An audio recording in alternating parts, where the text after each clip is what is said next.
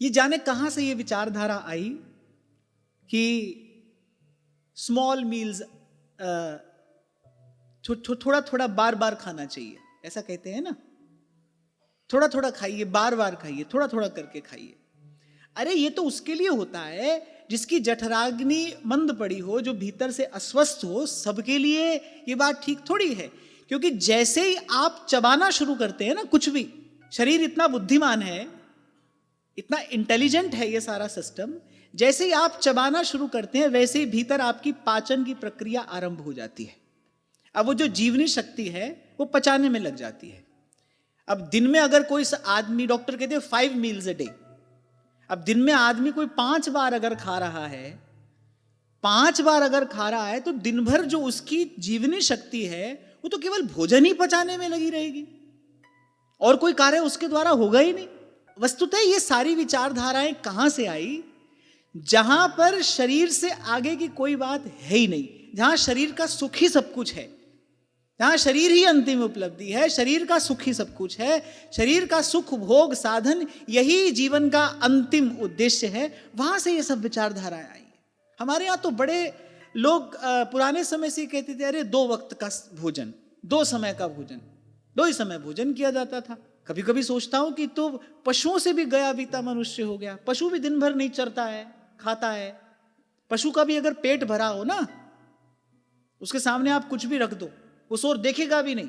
हम लोग तो आते जाते, उठते बैठते, कुछ लोगों को तो मैंने देखा वो दिन भर मुंह चलता ही रहता है, यहां से आए तो कुछ मुंह में डाल लिया, वहां से आए तो कुछ मुंह में डाल लिया।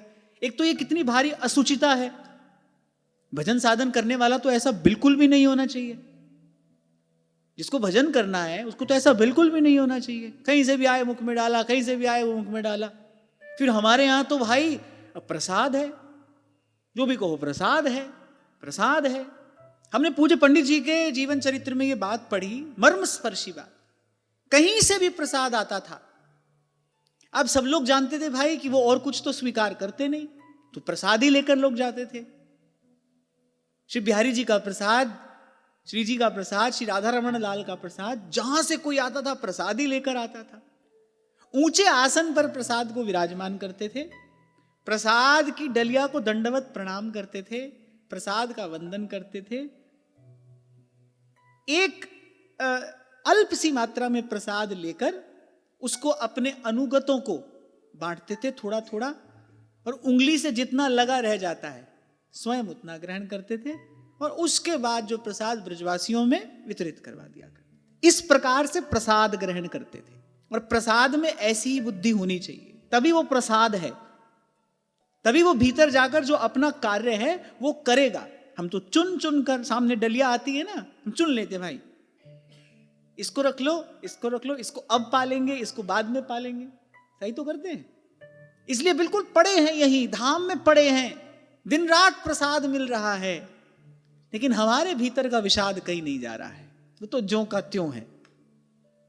क्योंकि जिस रीति से जिस वस्तु का सेवन करना चाहिए उस रीति से उसका सेवन नहीं कर रहे हैं। कितनी भी बढ़िया औषधि क्यों ना हो, लेकिन औषधि का सेवन करने की विधि वैद्य बताता है। इस समय लेना, इस वस्तु के साथ लेना, और इस औषधि को लेते लेते ये नहीं लेना।